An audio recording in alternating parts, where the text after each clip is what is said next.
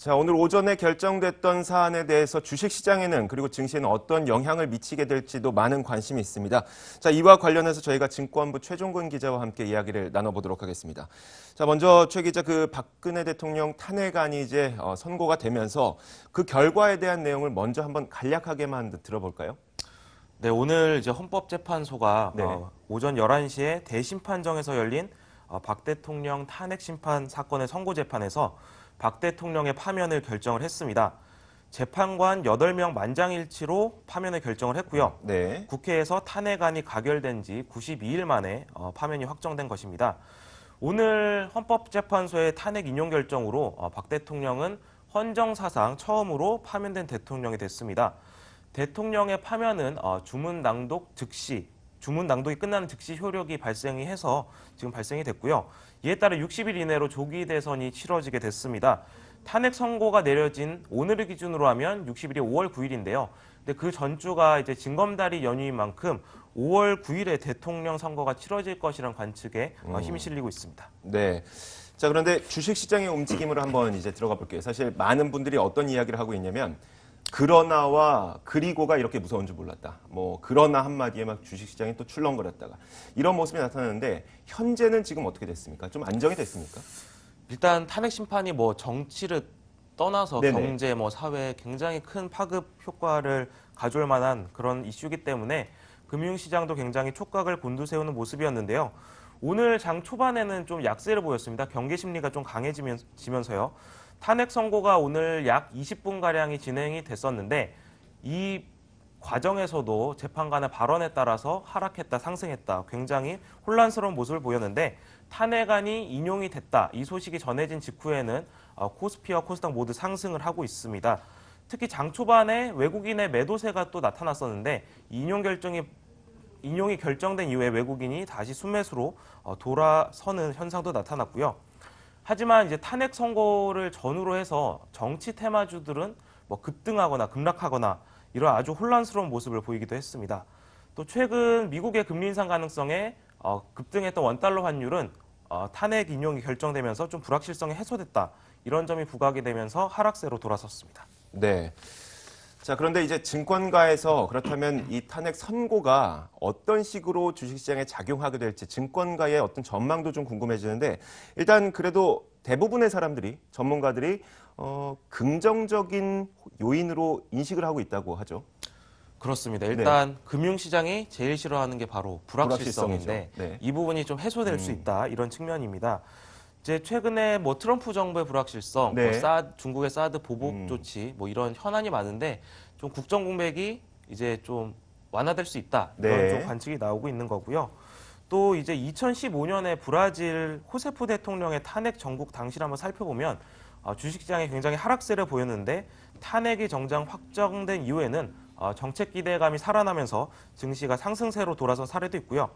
또 60일 이내에 조기에 대통령 선거가 치러지기 때문에 정책 호재가 증시에 작용할 수 있다 이런 분석도 나오고 있습니다. 통상 우리나라 같은 경우에는 대통령 선거 직후에 소비 심리가 좀 개선되는 그런 모습을 보이는데 이번에는 이제 탄핵 정국과 맞물려서 그 어느 때보다 소비 심리가 낮은 상황이기 때문에 향후 개선 가능성이 크다 이런 전망이고요. 다만 이제 탄핵 인용이 장기적 추세 관점으로서는 주식시장에 영향이 크지 않을 것이다 이런 지적도 있습니다. 오히려 다음 주로 예정된 미 연준의 금리 인상 결정 여부, 또 네덜란드 총선 등 이런 대외 이슈가 주식시장에 좀 더 영향을 미칠 수 있다 이런 지적도 나오고 있습니다. 네, 알겠습니다. 지금까지 저희가 들어봤던 것처럼 선고 낭독을 하는 20분이라는 시간 동안에도 정치와 관련된 테마주들의 등락이 엄청나게 급등락하는 모습이 나타나기도 했습니다. 자, 이런 것들을 참고하시면서 저희가 잠시 후에 또 어떤 정치 테마주는 알아둬야 되고 또 피해야 되는 것인지 그런 부분들을 정리해드리도록 하겠습니다. 자, 지금까지 증권부 최종근 기자였습니다. 고맙습니다. 네, 앞으로의 2달간은 격동의 시기가 될 텐데요. 탄핵 이후의 대선 일정 살펴보시죠. 자, 3월 10일인 오늘 박근혜 대통령 탄핵이 인용됨에 따라서 앞으로의 60일 이내에 대통령 선거 치러야 하는데요. 각 당의 경선과 후보자 검증 등 산적한 과제가 많기 때문에 현재로선 60일을 꽉 채운 5월 9일이 선거일이 될 가능성이 높습니다. 자, 앞으로 대선 주자들이 정책을 본격적으로 내놓게 되면 정책 테마주들도 관심을 받게 될 텐데요. 후보별 정책과 정책주 자세하게 살펴보시죠. 먼저 문재인 전 더불어민주당 대표입니다. 문재인 전 대표는 공공부문 일자리를 81만 개 만들겠다고 이야기한 바 있었죠. 이에 따라서 공무원 학원을 운영하는 윌비스가 일자리 관련 정책주로 꼽힙니다. 또 치매 국가책임제와 난임시술 지원을 언급하기도 했었는데요. 환자용 기저귀 판매업체인 모나리자, 난임치료 관련 기업인 MG레드 등도 복지 관련 정책주로 꼽힙니다. 그리고 문재인 전 대표는 대선 후보 가운데 가장 적극적으로 개성공단 재개를 시사하기도 했었는데요. 개성공단 관련주들도 문재인 대표의 대북 관련 정책주가 될 것으로 보입니다. 자, 지지율 2위와 3위 후보입니다. 황교안 대통령 권한대행은 대선 출마 선언을 하지 않았죠. 그래서 아직까지는 황대행의 정책을 알 수 없는데요. 다만 박근혜 전 대통령의 정책 기조가 이어질 것으로 예상됨에 따라 박 전 대통령의 정책주이기도 했었던 아가방 컴퍼니와 사람인 HR이 황대행의 정책주로 꼽힙니다. 안희정 충남도지사로 넘어가 보죠. 안 지사는 미완으로 끝낸 세종시 행정수도 정착을 공약으로 내세운 바 있는데요. 이에 따라서 세종시 소재 기업인 UID와 영보화학이 수도 이전 관련주로 꼽힙니다. 자, 이번 주 4위로 올라온 이재명 성남시장입니다. 이 시장의 정책 브랜드이기도 한 3대 무상복지 정책이 대선 국면에서도 주목을 받을 것으로 보입니다. 무상급식 관련주 푸드웰, 무상교복 관련주 형제엘리트, 무상산후조리 관련주 보령메디앙스 등이 관련 정책주로 꼽힙니다. 자, 마지막으로 5위 안철수 국민의당 전 대표입니다. 안철수 전 대표도 민간 주도의 4차 산업혁명과 재벌 지배구조 통제 강화 등 다양한 정책을 내놨는데요. 그러나 아직까지는 안철수 전 대표는 관련 정책주보다는 안랩 등의 인맥 관련주들만 움직이는 양상입니다. 안 전 대표의 관련 테마주 매매는 각별하게 주의하시는 게 좋겠습니다.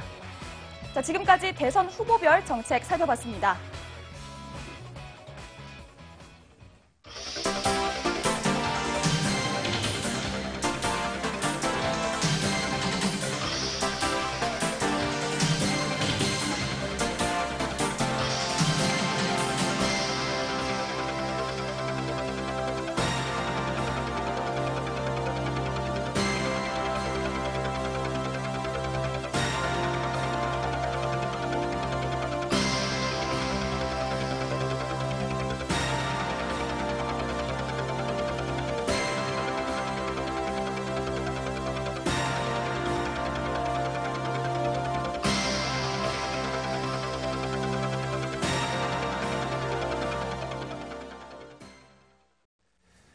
제가 예고해드렸던 대로 오늘 지금 이 시간부터는요, 저희가 이제 앞으로 조기 대선 국면에 들어서면서 관심을 가져볼 만한 실질적인 정책 관련주, 그리고 이것만은 꼭 피해야 되는 거의 뭐라고 해야 될까요? 묻지마 투자가 될 수밖에 없는 인맥 관련주, 이것들을 저희가 철저하게 구분해 주시는 시간을 해드리도록 하겠습니다. 자, 먼저 오늘 한국투자증권 온스타 김권진 차장, 그리고 딜라이트 파트너스 문서진 부대표 함께하겠습니다. 어서 오세요. 네, 안녕하십니까. 네. 자, 먼저 문서진 부대표가 인맥 관련주, 이거는 정말 피해야 된다, 이거 말씀을 좀 해주실 텐데, 사실 저도 많은 배우분들 이런 분들하고 고등학교 동문이거든요. 그렇다고 제가 스타가 아니잖아요. 그러니까 그렇죠. 인맥 관련주 정말 피해야 될 것 같은데, 네. 어떤 게 있을까요? 먼저 문재인 후보부터 한번 갈게요. 일단 가장 먼저 지금 확률이 가장 당선 확률이 높은 문재인 후보부터 보면 이미 딱 여러분들 보시면 아실 네. 겁니다. 일단 1등은 지금 우성사료입니다. 우성사료인데, 네. 우성사료인데 이게 다른 게 없습니다. 그냥 같은 당에 있는 신경민 의원이 네. 지금 이제 문재인 후보의 캠프에 지금 들어가 있거든요. 네네네. 예, 그것 때문에 지금 대장주로 갔는데 이게 얼마나 이제 제가 이제 허망하냐면 웃기냐면 네. 원래 우성사료는 안철수 테마였어요.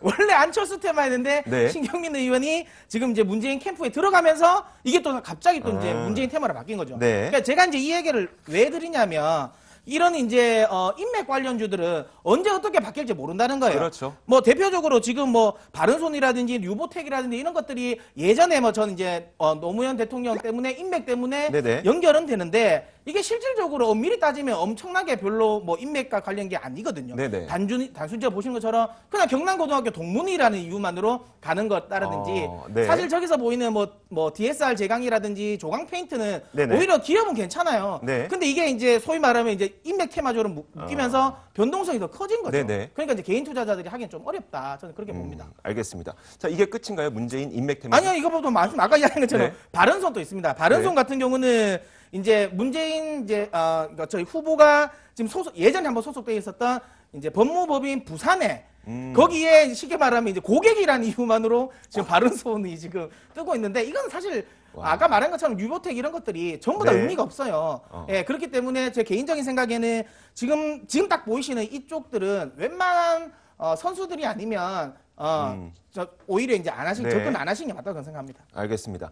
자, 그렇다면 인맥 테마주는 정말 피해야 됩니다. 제가 스타가 아니잖아요. 그러니까 정책 관련주, 이 정책을 어떻게 세우면서 어떤 수혜주가 생길 것인가, 그 부분이 중요한데 문재인 후보와 관련된 정책 테마주 어떤 게 있을까요? 네, 그렇습니다. 실제 뭐 우리가 인맥보다는 정책에 집중을 하자라는 이야기가 많이 있습니다. 실제로 네. 앞에 뭐 앞선 대통령들의 흐름이 나왔을 때도 정책 관련주들은 실제로 많이 올라가는 모습이 실제 많이 나왔었습니다. 그렇지만 네. 인맥은 밑으로 많이 내려온 모습 앞에서 계속해서 얘기를 해드리는 것 같습니다. 실제 뭐 문재인 대선 지금 후보자 같은 경우는 이런 얘기를 하고 있습니다. 뭐 청와대 개혁하겠다라는 거, 그리고 재벌 개혁 같은 경우는 경제 민주화라고 얘기를 하면서 아마 KCT나 KCS 같은 종목들이 얘기가 나오고 있고요. 네네. 노동시장 단축에 대한 거, 그리고 50만 개 일자리 창출, 즉 일자리 창출도 어떻게 많이 좀 공통된 화두가 맞아요. 되고 있는 모습이 네. 나오고 있다. 여기에 관련된 종목들이 좀 밑에 나와 있습니다. 즉 에스코텍, 사람인 HR, 윌베이스 같은 종목들이 나오고 있고요. 마지막으로 얘기하고 있는 게 신성장 산업 육성, 이것도 좀 많이 공통적으로 지금 얘기가 네네. 나오고 있습니다. 뭐 전기차, 자율주행, 인공지능, 4차 산업혁명, 어떻게 보면 공통되는 이런 모습이 많이 나오는데 여기에 관련된 주식들이 앞으로 좀 많이 힘을 얻을 수 있을 거다라는 얘기를 해드리겠고요. 지금 가장 먼저 얘기 드렸던 뭐 자율주행 같은 경우도 뭐 여러분들이 아시는 종목들입니다. 뭐 삼성전자, 인포뱅크, 뭐 MC넥스 등이 있고요. OLED 관련주들 뭐 AP 시스템, 뭐 덕산, 리드, 뭐 DMS 같은 경우가 있다라는 거. 그리고 인공지능 관련주 같은 경우도 뭐 오픈베이스, 링네트, 이니소프트, 디오텍, KLA, 그리고 마지막으로 빅데이터 관련주 같은 경우가 오픈베이스, 인프라웨어, 유비쿼스 이런 식의 여러 가지 종목들이 좀 겹쳐서 나오고요. 여기만 포함되는 게 아닌 걸 수도 있습니다. 다른 쪽에서도 조금씩 다 포함이 되어 있는 이런 네. 종목들이 있기 때문에 여러분들이 좀 여기에 관심 있게 다들 보시면 좋을 것 같다라는 얘기를 해드리도록 네. 하겠습니다. 알겠습니다.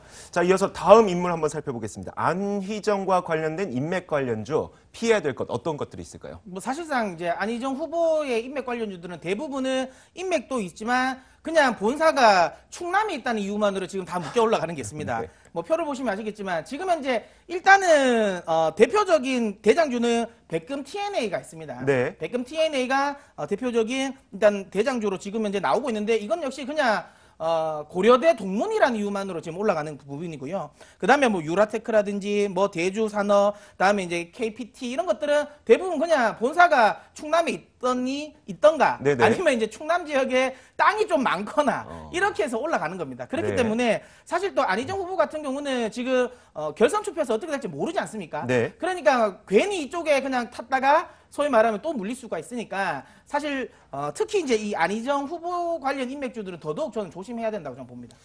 실체가 거의 없습니다. 예. 네, 고향 때문이냐면 사실 우리나라는 뭐 좁은 땅덩어리 안에서 뭐 땅이 그렇죠. 얼마나 없다고.